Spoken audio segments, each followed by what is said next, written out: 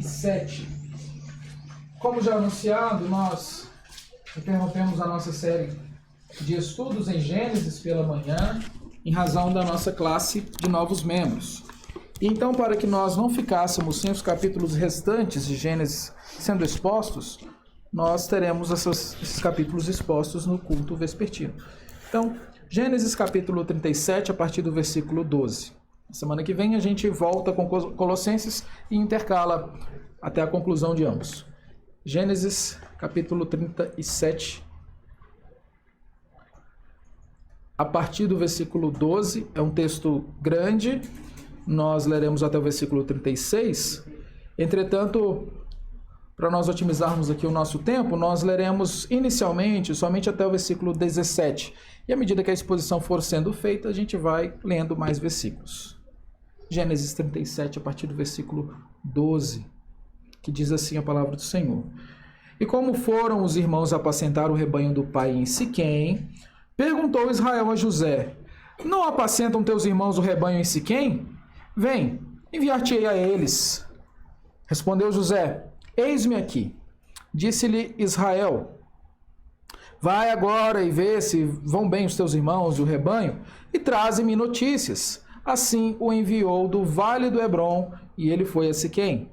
E um homem encontrou a José, que andava errante pelo campo, e lhe perguntou: que procuras?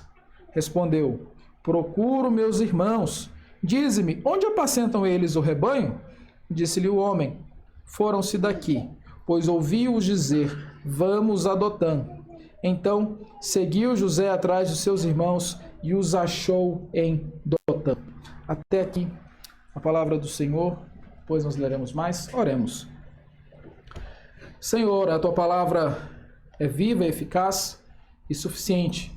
Por isso nós te pedimos que o Senhor fale ao nosso coração, pois nós carecemos de ouvir a tua voz. Fala conosco, ó Deus, em nome de Jesus. Amém. Gostaria que as crianças fizessem um desenho mais bonito possível, caprichado, de um poço bem fundo ou de uma cisterna bem grande. Se vocês não souberem o que é isso, pergunte ao adulto do lado o que é uma cisterna. As crianças da década do início de 2000 talvez saibam por conta do Teletubbies, né? Um ótimo incentivo ao suicídio. Então a cisterna é algo bem grande. Desenhem isso aí, ajudem aí, papais, porque isso vai ser importante para entender o texto que nós falaremos hoje. Gênesis capítulo 37, do versículo 12 ao 17, foi o que nós lemos. E esse texto tem algo em comum com muito da literatura, de maneira geral, que nós podemos encontrar, mesmo além da escritura. E eu explico isso de uma forma melhor. Algo muito comum nas artes e também na literatura é a exposição da tragédia, da dor e do sofrimento, da angústia. Geralmente isso atrai muitas pessoas, isso é algo muito lido, muito ouvido, muito assistido e assim por diante. E nós podemos pegar vários exemplos. Por exemplo, na obra de Victor Hugo, Nos Miseráveis, há um momento em que Fantine, uma importante personagem, canta uma música que diz assim: eu tive um sonho que minha vida seria tão diferente desse inferno em que eu estou vivendo, tão diferente do que parece agora. A vida matou o sonho que sonhei. Uma personagem que sofre terrivelmente em razão de vários aspectos, especialmente por criar sua filha sozinha e ter que se submeter a trabalhos terríveis em uma época de tamanha pobreza e desigualdade. Ou então, nós podemos encontrar essa tristeza e essa tragédia também na literatura brasileira, com Raquel de Queiroz escrevendo O 15, naquele fatídico trecho em que o menino Josias come mandioca brava e morre envenenado, o texto diz assim: lá se tinha ficado Josias na sua cova à beira da estrada, com uma cruz de 2 paus amarrados feito pelo pai. Ficou em paz. Não tinha mais que chorar de fome estrada fora. Não tinha mais alguns anos de miséria à frente da vida para cair depois no mesmo buraco, à sombra da mesma cruz. O que Raquel de Queiroz está dizendo é que aquele menino que morrera prematuramente, na verdade, não fora prematuro em sua morte. Morreu evitando a morte que inevitavelmente chegaria nas mesmas condições tempos depois. E várias outras obras celebram a tragédia nesse sentido. Apontam sobre a dor, sobre o sofrimento, sobre a angústia, porque isso faz parte da vida de todos nós. Todos nós temos alguma história de sofrimento, alguma história de dor, de dificuldade para contar. Se não conosco, com alguém próximo a nós. Muito obrigado. Então, quando nós falamos sobre sofrimento, sobre dor, isso é algo comum em todos nós. Todos nós podemos falar sobre esse assunto. E essa é a pergunta que se faz: por que essas histórias existem? Ou melhor dizendo, por que tanto sofrimento? Por que tanta angústia? E a Escritura também fala sobre sofrimento. A Escritura fala sobre dor, sobre tragédia, sobre morte, sobre sofrimento. Mas, diferentemente da arte como um todo, a Escritura não para por aí. A Escritura não fala somente do sofrimento e da angústia, da tragédia e fica por ali mesmo. Porque a Escritura fala sobre redenção. E como essas histórias de dor, de sofrimento e tragédia podem ser superadas. Nesse sentido, da mesma forma que a Escritura mostra a doença, a Escritura mostra também o remédio e nos ensina como sobreviver a este mundo caído e doente. E no texto que nós lemos, nós vemos uma história muito triste, uma história trágica, que a gente costuma ler de maneira muito rápida e sem a devida atenção que este texto carece. Uma história muito feia, nós podemos dizer. Mas, ao mesmo tempo, nós vemos a providência de Deus em meio a esse caos, a essa bagunça toda. Então, nesse texto, nós aprendemos algo que contradiz o adágio popular. Deus escreve certo por linhas certas. É isso que a Escritura nos ensina. Que Deus escreve certo por linhas certas. Então, resumindo, o que nós veremos aqui nesta noite é que a maior lição que nós tiramos na história de José não é sobre José. É um pouco sobre seu pai ou sobre seus irmãos. É sobre a providência divina. E essa lição também é a lição da nossa vida e nós precisamos nos atentar a isso.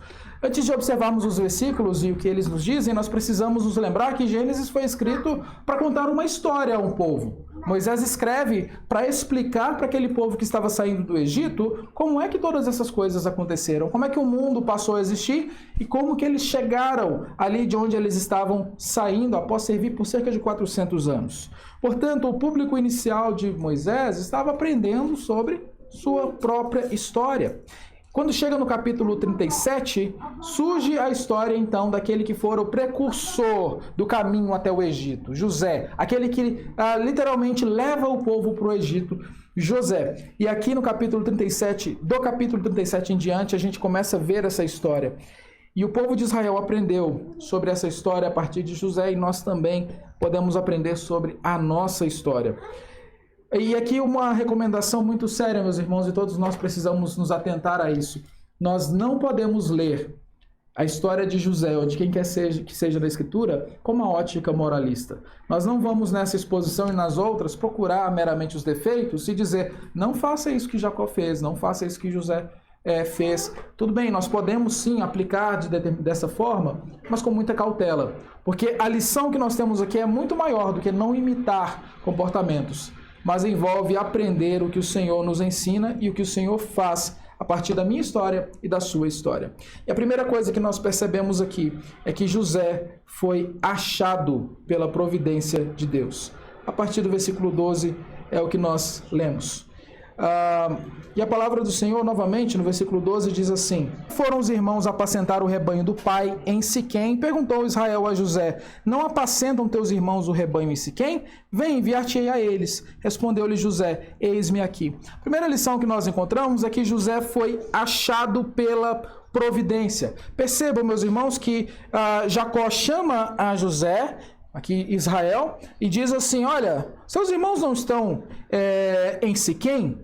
Vá lá, eu quero que você veja como eles estão, se eles vão bem, e se o rebanho também vai, e traze-me notícias. Assim o enviou no vale do Hebrom, e ele foi a Siquém. Essa fala parece algo natural quando nós lemos. É apenas um pai pedindo para o filho ir lá dar uma checada, ver se está tudo certo. Mas existe uma razão muito séria sobre por que ele precisava checar se os seus filhos estavam bem em Siquém. Aqueles que estiveram conosco há algumas aulas na escola dominical lembram-se de que em Siquém a irmã deles foi estuprada e os dois irmãos resolveram vingar aquele ato terrível, matando todos os homens daquela cidade.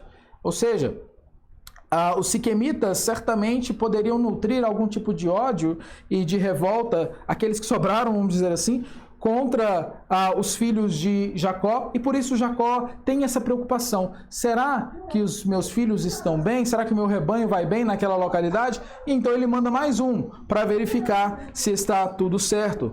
E então José parte nessa viagem curta, de apenas 80 quilômetros. Obviamente que não é curta, é uma viagem ainda mais neste período. E José parte rumo a Siquém.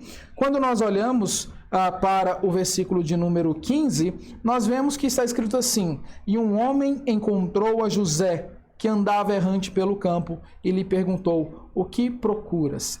Percebam, José estava perdido. José, em algum momento, começou a andar em círculos e não conseguira achar o caminho adequado. E então um homem aparece a ele e diz assim: o que você está fazendo? O que você está procurando? Nitidamente dava para perceber que José estava procurando alguma coisa.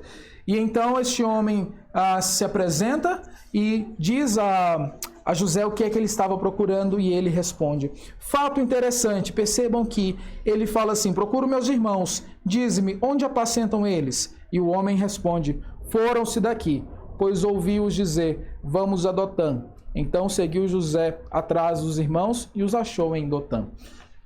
José sai da sua terra, vai até essa região de Siquém, e um homem o encontra. Percebam, meus irmãos, embora os siquemitas tivessem razões suficientes para odiar todos os filhos de Jacó, José estava mais seguro com o siquemita do que com os próprios irmãos. E ele é achado por essa pessoa. Há um homem que a gente não sabe quem é, nós não sabemos o nome, não sabemos mais nada absolutamente a respeito dele, que simplesmente encontra José e indica o caminho. E o que nós aprendemos com isso? Logo no início dessa história, nós vemos um pai injusto que prefere um filho em detrimento do outro, um homem desconhecido, e isso nos mostra que Deus não precisa das condições perfeitas para executar o seu propósito. Prestem bastante atenção nisso. Nós temos mania de achar que o nosso Deus faz as suas obras de acordo com aquilo que nós fazemos, que nós queremos executar da maneira mais perfeita possível, ainda que sejamos falhos.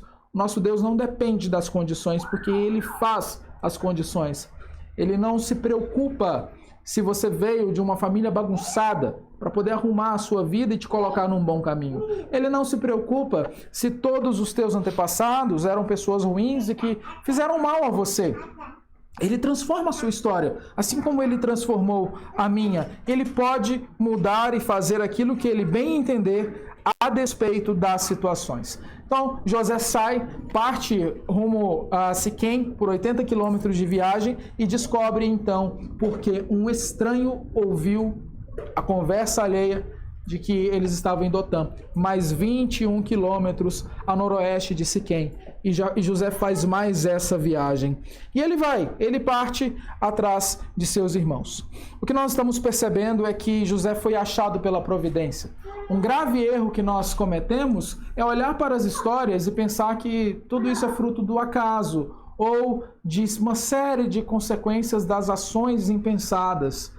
Vejam, meus irmãos, todas as nossas ações têm consequências, isso é certo, e a Escritura nos fala sobre isso constantemente, de que aquilo que nós plantamos, nós colhemos. Mas nós precisamos nos lembrar que esses fatos que ocorrem na nossa vida, por mais desordenados que pareçam, não são fatos que estão além do controle de Deus. Estão todos debaixo da mão poderosa do Senhor, e o Senhor os conhecia todos antes mesmo de acontecerem. Nós estamos vendo José sendo encontrado por alguém que supostamente seria seu inimigo, mas que na verdade é alguém que é usado por Deus para indicar o caminho adequado para que então o propósito de Deus se cumprisse. E assim José foi achado pela providência. Agora, a partir do versículo 18 até o versículo de número 30, nós vamos perceber que José foi preservado pela providência. Diz assim: de longe o viram, e antes que chegasse, conspiraram contra ele para o matar. E diziam um ao outro: vem lá o tal sonhador. Vinde, pois, agora, matemo-lo e lancemo-lo numa dessas cisternas. e diremos: um animal selvagem o comeu, e vejamos em que lhe darão os sonhos. Mas Rúben, ouvindo isso, livrou-os das mãos deles e disse: não lhe tiremos a vida. Também lhes disse Rúben: não derrameis sangue, lançai-o nessa cisterna até que está no deserto, e não ponhais mãos sobre ele. Isto disse para o livrar deles, a fim de o restituir ao pai. Mas logo que chegou José a seus irmãos, despiram-no da túnica, a túnica talar de mangas compridas que trazia, e tomando-o, lançaram na cisterna vazia, sem água. Ora, sentando-se para comer o pão, olharam e viram uma grande caravana de ismaelitas que vinha de Gileade. Seus camelos traziam aromatas, bálsamo e mirra que levavam para o Egito. Então disse Judá aos seus irmãos: de que nos aproveita matar o nosso irmão e esconder-lhe o sangue? Vinde, vendamo-lo aos ismaelitas. Não ponhamos sobre ele a mão, pois é nosso irmão e nossa carne. Seus irmãos concordaram. E, passando os mercadores midianitas, os irmãos de José o alçaram e tiraram da cisterna e o venderam por 20 siclos de prata aos ismaelitas. E estes levaram José ao Egito. Tendo Rúben voltado à cisterna, eis que José não estava nela. Então rasgou as suas vestes. E voltando aos seus irmãos, disse: não está lá o menino. E eu, para onde irei? Até aqui. Nós estamos percebendo que José foi preservado pela providência. De maneira geral, o que nós percebemos é que os irmãos de José queriam matá-lo. Isso por si só já é algo terrível. Nós estamos vendo aqui a partir do versículo 18 que de longe os irmãos de José percebem José chegando e já conspiram para matá-lo. E alguém disse assim: vem lá o tal sonhador. Essa é a forma jocosa a que os seus irmãos se referiam a José em decorrência daqueles sonhos que ele tivera. E isso causou muito... E o contar esse sonho causou muita raiva em seus irmãos. E então eles estavam lá conspirando para matar José. E olha só, o plano é o seguinte: vinde, pois, agora, matemo-lo e lancemo-lo numa dessas cisternas, e diremos: um animal selvagem o comeu, e vejamos em que lhe darão os sonhos. Meus irmãos, nós estamos vendo algo terrível. Nós estamos percebendo que José, ao contrário de Caim, é cuidador de seus irmãos. Ele está indo até a região onde seus irmãos estavam para cuidar e saber como eles estavam. Enquanto os irmãos de José resolvem simplesmente matá-lo, tramam contra ele e almejam fazer o mal, e ainda, não somente isso, querem ainda esconder como ele foi morto. Uma coisa muito importante: o pecado nunca vem sozinho. Sempre em par ou em trio ou em quadriga e o restante que for possível. Nós estamos vendo alguém que planeja matar, logo em seguida ocultar, mentir a respeito. Então o pecado vai só trazendo mais consequências. A exemplo de Davi, por exemplo, que após adulterar, resolve matar. E assim por diante. Nós estamos vendo que sempre uma atitude pecaminosa, quando não tratada, não corrigida, deságua em outra atitude pecaminosa. E após esse plano de matá-lo, o mais velho, Rúben, que sabia que esse sangue cairia sobre ele, especialmente por ele ser o mais velho e tendo o dever de proteger o seu irmão, disse assim: não lhe tiremos a vida. E ele disse: olha, não vamos derramar sangue, lançai-o nessa cisterna que está no deserto e não ponhais a mão sobre ele. Isto disse para o livrar deles, a fim de o restituir ao pai. Este finalzinho aqui é uma explicação que o próprio texto nos traz. A intenção de Rúben era que José ficasse ali por um tempo, e depois disso ele pegaria o seu irmão, de alguma forma, e levaria ao seu pai. Porque ele não queria que essas coisas acontecessem. E então José, logo que José chegou aos seus irmãos, eles arrancaram aquela roupa dele, aquela túnica, e lançaram José nessa cisterna vazia, sem água. Percebam, essa é a primeira cena que nós temos aqui do 18 ao 25, ao 24. José chega, é tomado e é lançado na cisterna. Queridos irmãos, prestem bastante atenção nisso. O que nós estamos vendo aqui é algo extremamente terrível. Estamos vendo irmãos contra irmãos, pessoas, família querendo matar família. E porque Rúben falou: Porque o Rúben, o mais velho, se entrepôs em José e seus irmãos, ele foi preservado. Nós sabemos que a preocupação de Rúben não era nem tanto com José, era mais com a sua reputação como filho mais velho. Se nós nos lembrarmos quem foi ele, precisamos também nos lembrar que ele já tinha pisado na bola feio com o seu pai alguns capítulos anteriores, e ele não queria novamente que isso acontecesse. E então ele intervém e diz, olha, não vamos matá-lo, vamos lançá-lo na cisterna. E é assim que José foi preservado pela providência. O que nós aprendemos com isso é que, às vezes, a forma como Deus vai nos proteger, vai nos preservar, nem sempre será da maneira com a qual nós mais nos agradamos. Nem sempre será da maneira mais satisfatória.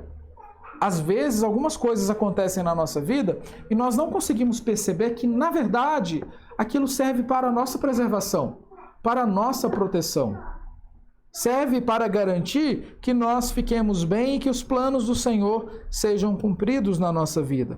E por isso José foi preservado por esse ato de seu irmão. Agora vejam que coisa absurda no versículo 25.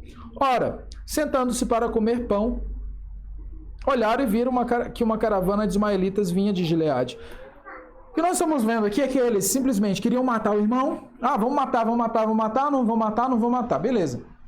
Pegam o irmão, arrancam a roupa dele, jogam numa cisterna vazia, ali para ele ficar e certamente morrer de fome, de frio, de sede, seja lá o que for, nem água tinha, ou mesmo se machucar pela queda. E depois de fazer todas essas coisas, eles se assentam para comer, sem qualquer dificuldade, sem qualquer preocupação. Sabe quando alguém diz... seja feliz, escute o seu coração. O seu coração naturalmente é assim. Planeja matar alguém e depois se assenta para comer pão. O que muda essa disposição do nosso coração é o nosso Senhor Jesus Cristo. Mas o que nós estamos vendo é que esses irmãos, sem qualquer tipo de piedade, almejam matar seu irmão. No coração já haviam feito. Nós sabemos que quem só de pensar e desejar isso já o fez. E aqui se assentam para comer.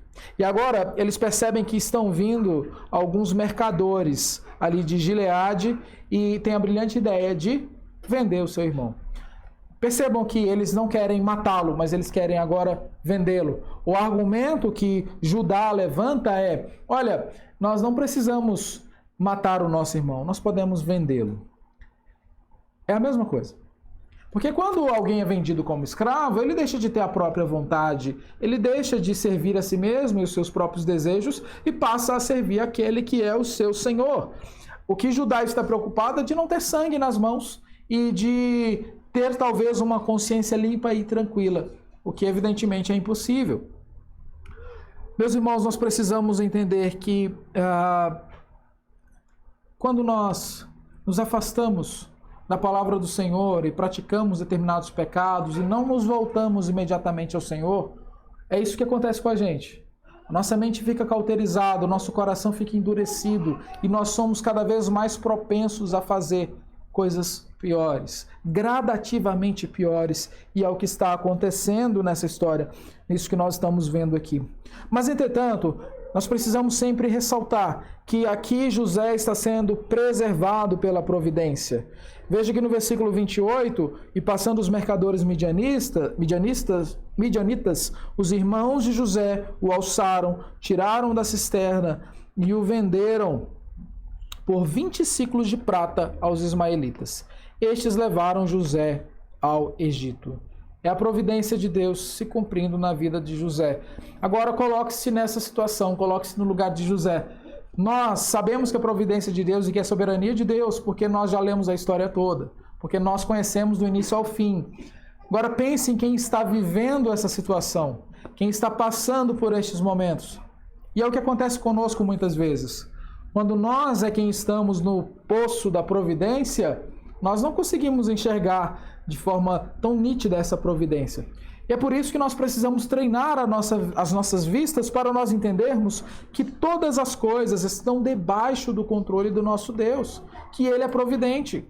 E se cada um de nós aqui fizermos um retrospecto na nossa vida, nós vamos perceber que tanto as nossas decisões certas quanto as nossas decisões erradas corroboraram para o nosso crescimento espiritual e para que nós estivéssemos onde nós estamos hoje.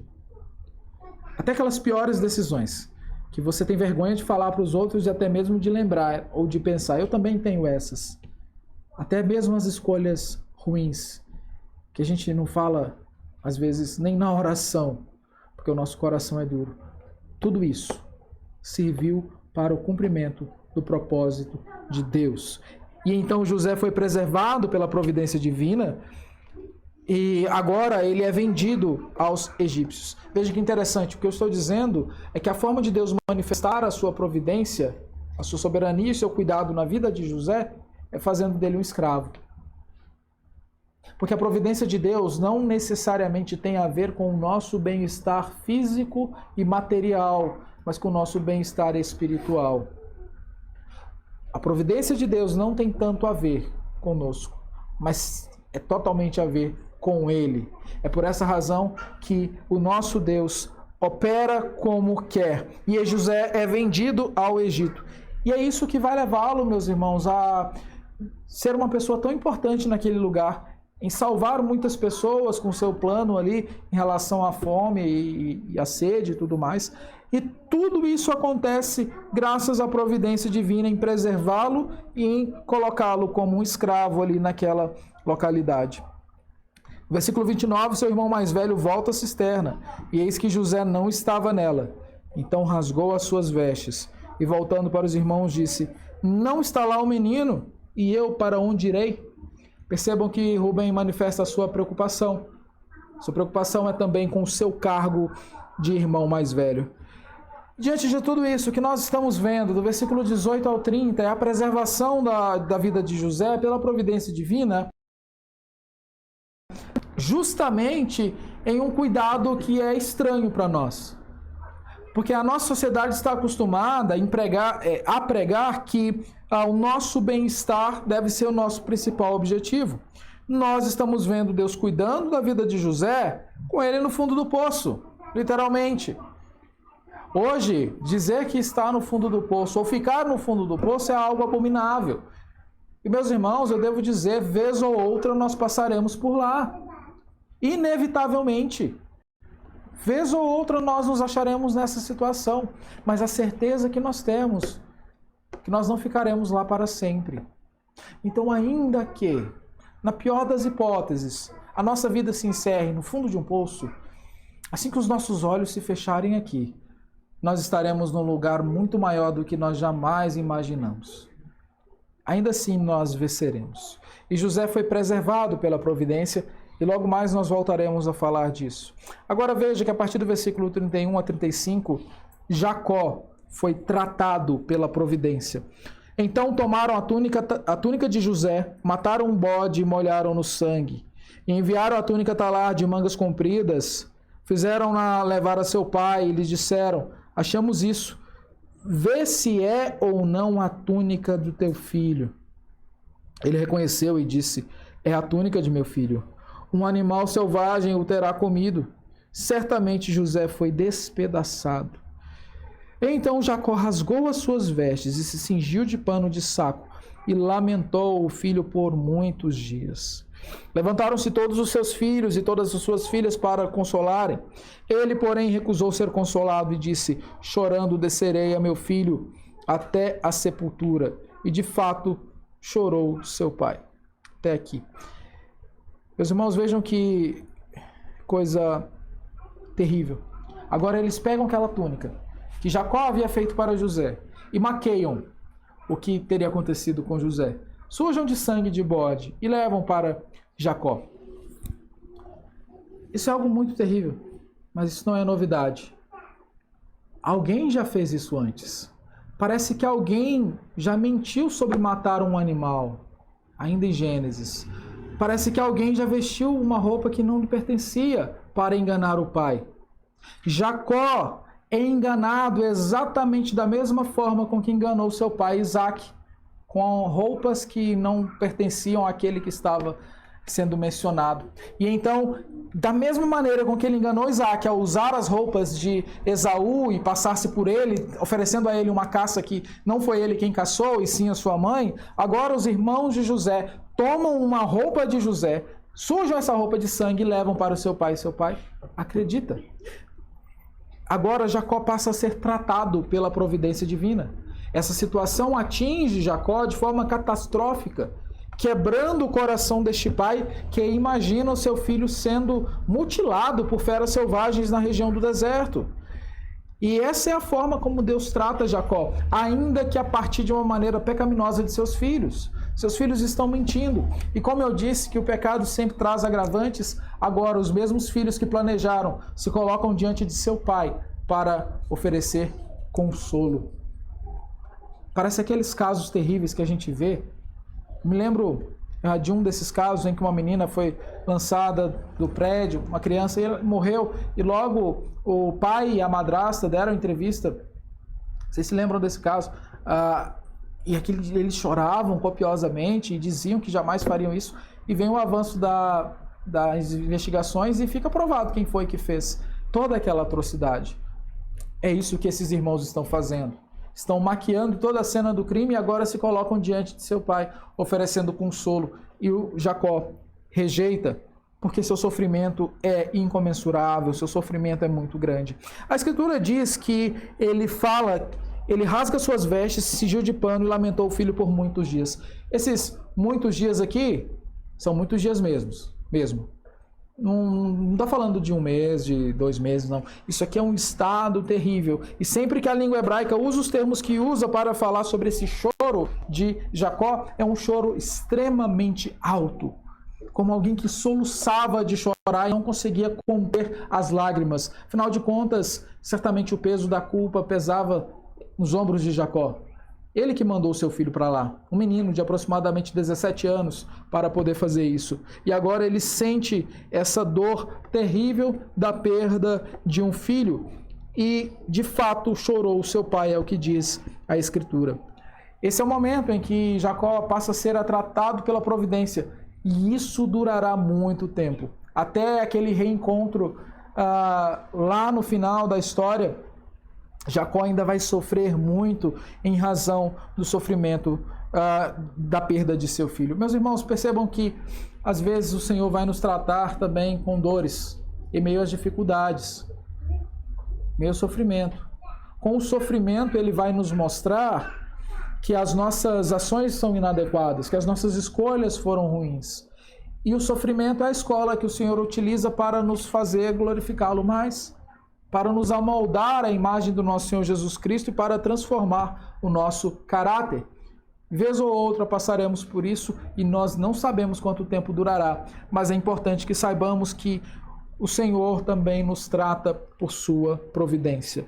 Por fim, no versículo 36 diz: entre mentes, ou seja, enquanto isso, os midianitas venderam José no Egito a Potifar, oficial de Faraó, comandante da guarda. José foi conduzido pela providência. Nós percebemos agora que José é levado a Potifar, de onde a sua história vai se desenvolver ainda mais. E o que nós estamos vendo é que o narrador diz entre mentes, ou seja, enquanto isso. Qual é a intenção dele fazer isso? Mostrar que enquanto seu pai lamentava, o propósito divino ia se cumprindo. Isso nos ensina que mesmo enquanto nós estamos com os nossos olhos marejados, não conseguimos sequer enxergar a um palmo à nossa frente, de tamanha dificuldade e dor, o propósito divino está sendo cumprido. Ainda que nós não compreendamos, todas as coisas estão acontecendo e cooperando para a maior glória de Deus.